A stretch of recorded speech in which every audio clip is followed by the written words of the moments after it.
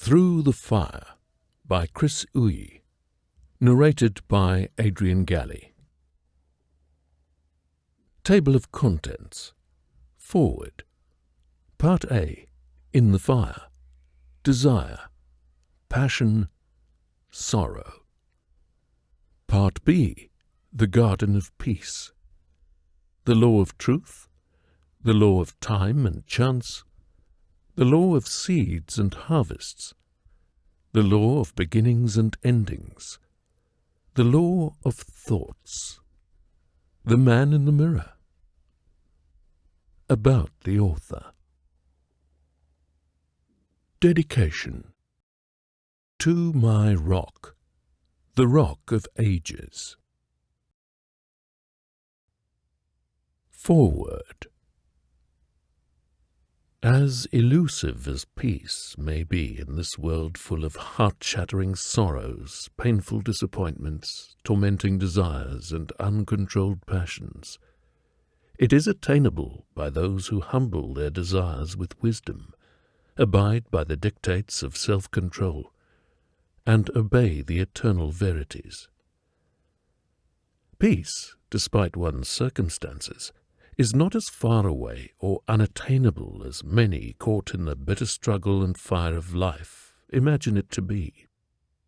Peace is real and eternally within the immediate reach of whomever seeks it.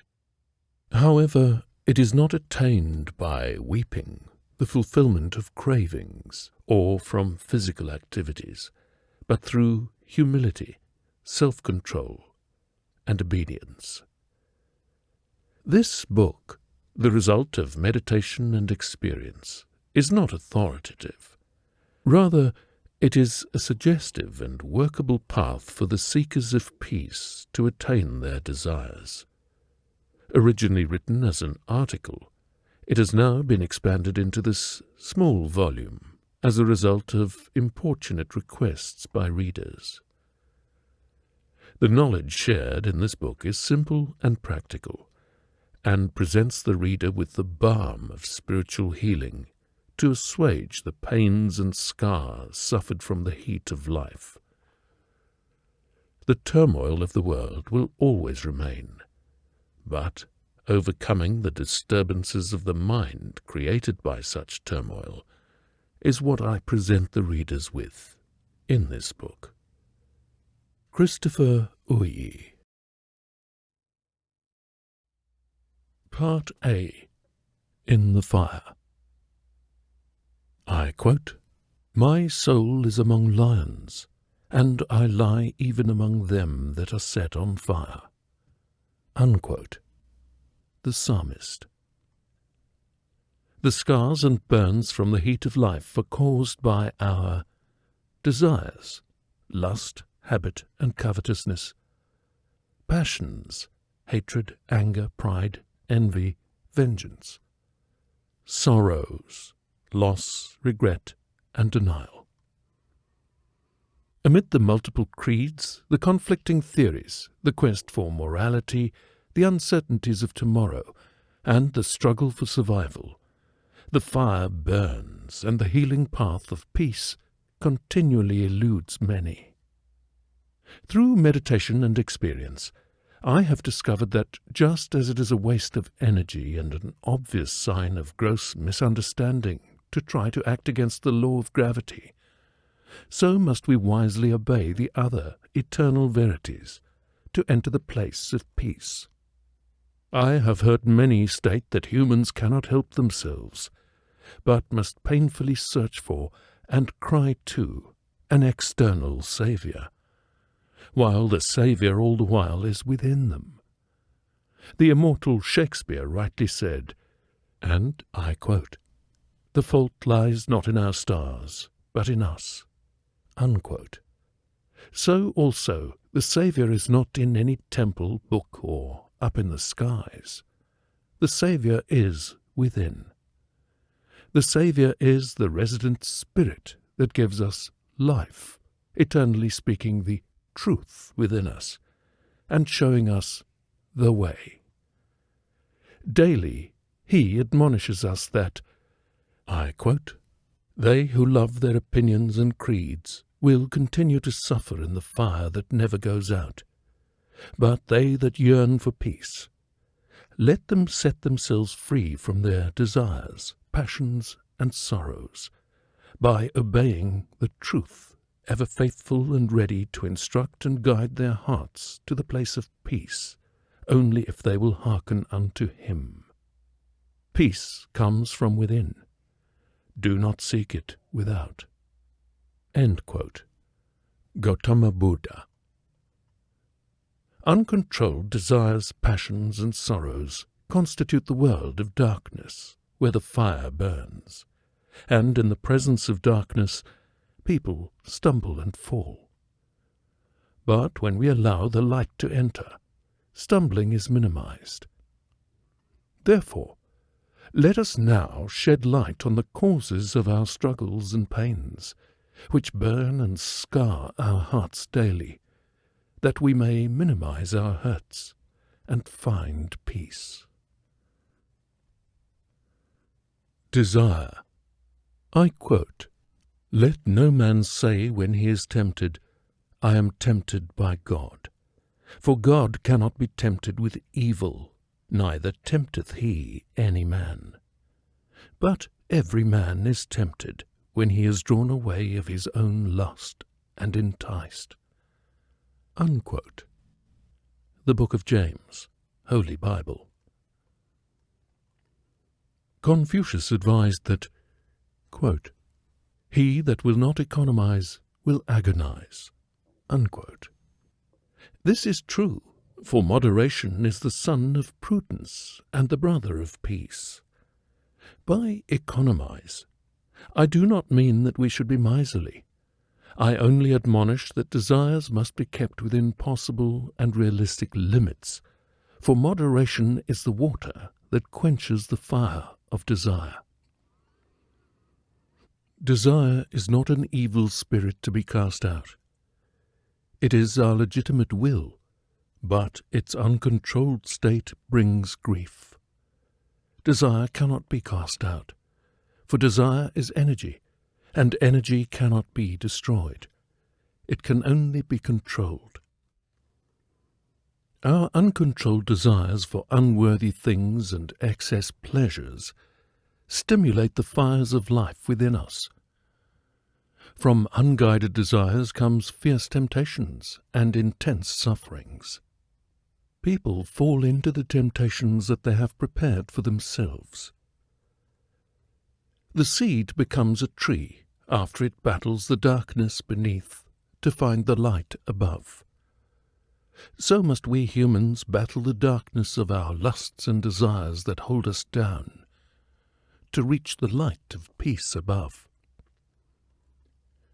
The weak ones blame external factors for their endless cravings and defeats from temptations, while they are, in fact, the makers of their own predicaments.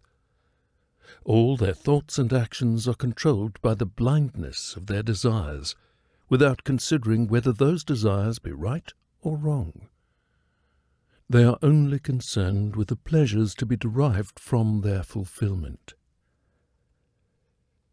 Taking a case study in the painful heat of lust grown into bitter habit, I have found that the ones caught in the compulsion of masturbation, drugs, and pornography addiction have little knowledge of the nature and cause of their debasing habits.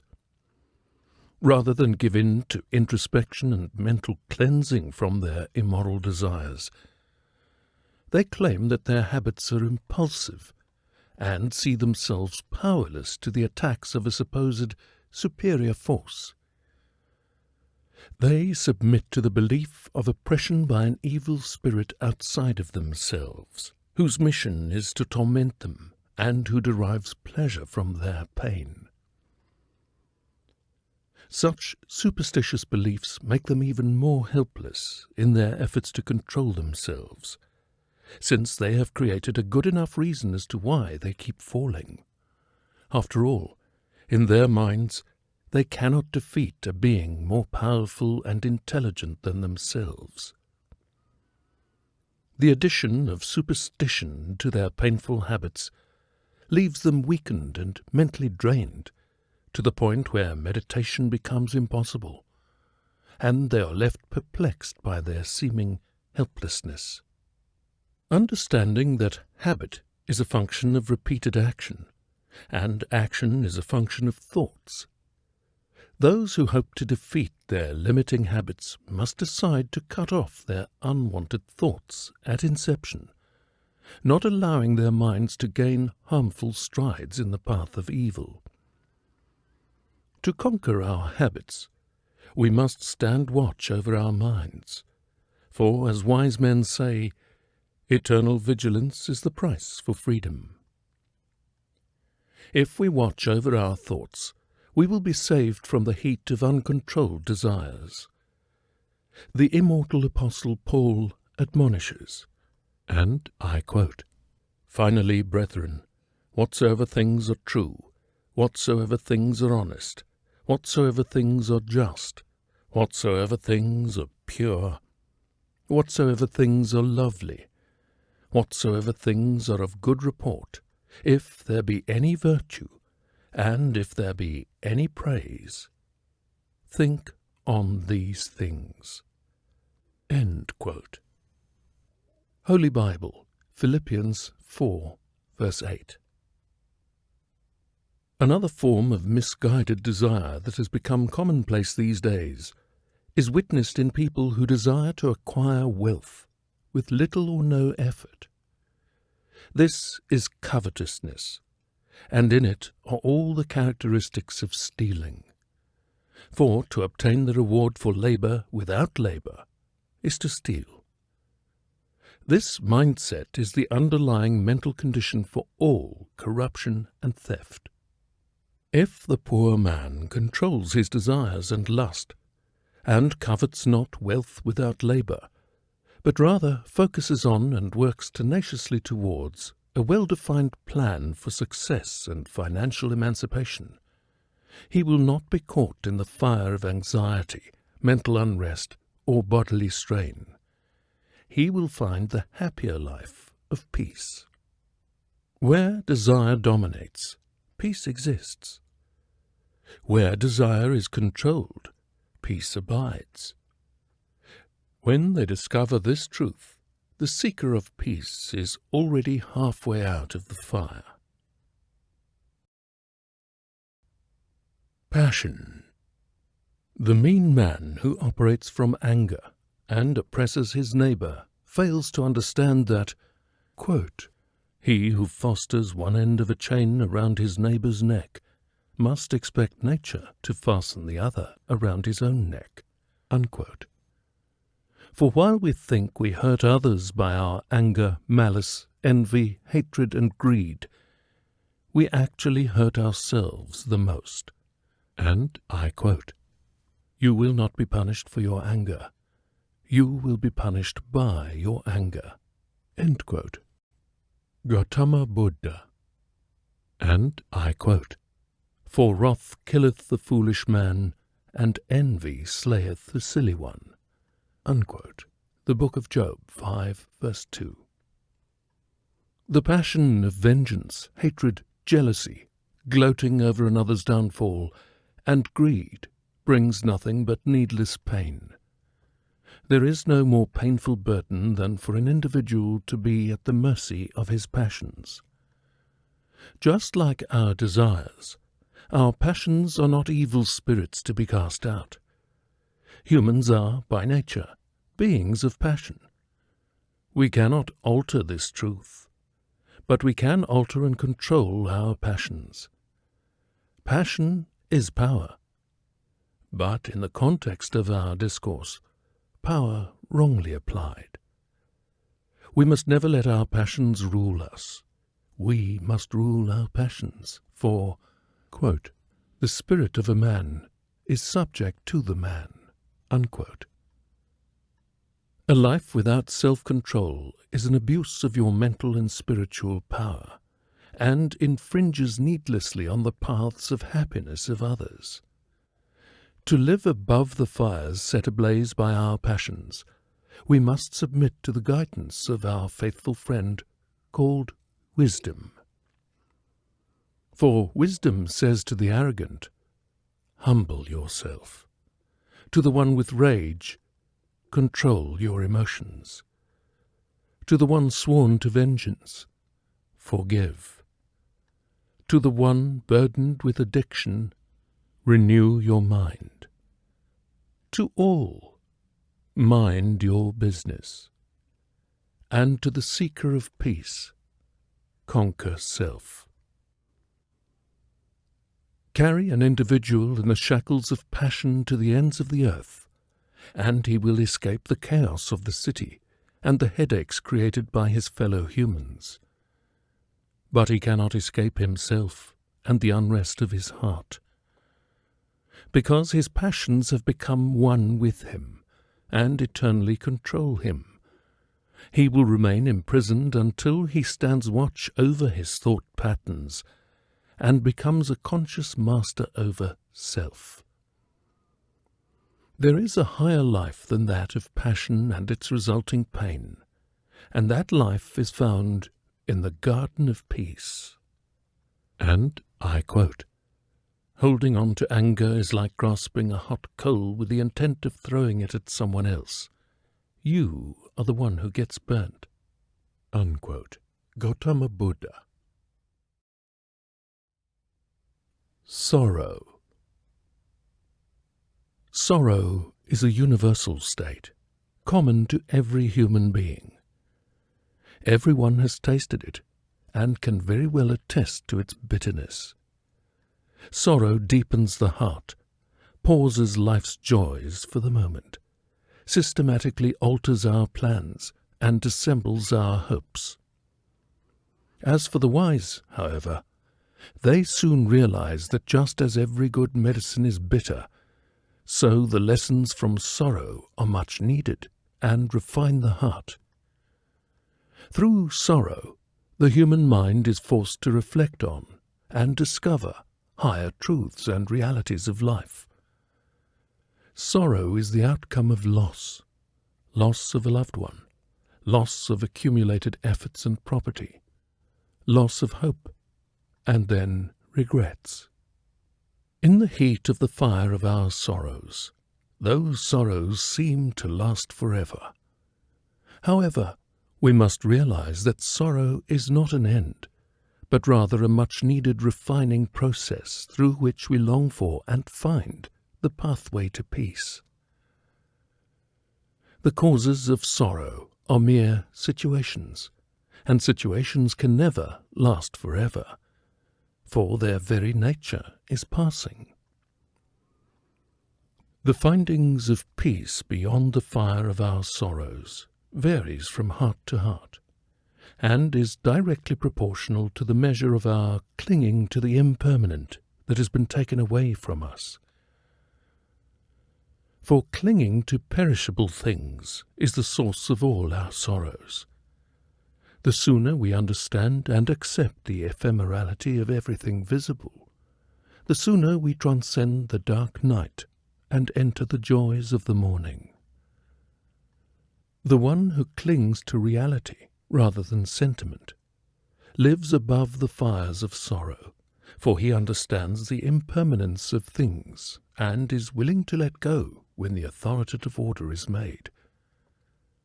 The one who loses a loved one heals when they realize that death is an unavoidable progress in life. People must be transitioned from us, for from the very beginning of life, all things are dying. And, I quote, sorrow is better than laughter, for by the sadness of the countenance the heart is made better. Unquote. The Book of Ecclesiastes, 7, verse 3. There is, however, a fire that scourges people through no fault of their own, and it is outside of themselves to find comfort and healing. This is the greatest scourge humans face, for suffering is more painful when we do not know what caused it, or why we need to carry the burden of it. This heat is from the fire of denial. It is a form of sorrow with no remedy.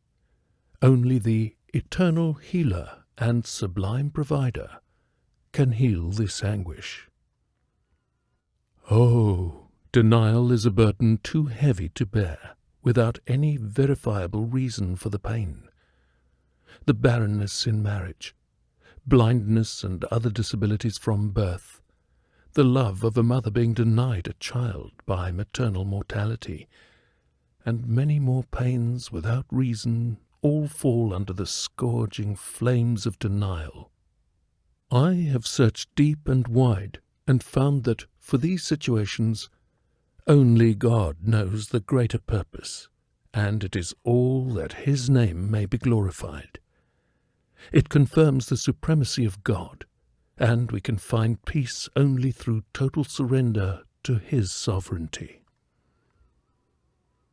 The disciples of Jesus, perplexed by the pains of denial a man suffered, asked, quote, "Rabbi, who sinned, this man or his parents, that he would be born blind?" Jesus answered, "It was neither that this man sinned, nor his parents, but it was so that the works of God might be displayed in him." Unquote. Holy Bible, John 9, 2 and 3. You who are caught in the heart-shattering torment of denial, you who are burned daily and carry multiple scars, please find peace in the supremacy and eternal wisdom of God, and say to your soul, "I know that my Redeemer lives." Then find the strength to smile, and to those who ask, "How are you?" say, "It is well." You've been listening to Part A of the audiobook version of Through the Fire by Chris Uyi, narrated by Adrian Galley. Copyright 2014, Chris Uyi. Production copyright 2023, Useful Stories. You can hear the second half of Through the Fire by Chris Uyi elsewhere on this platform.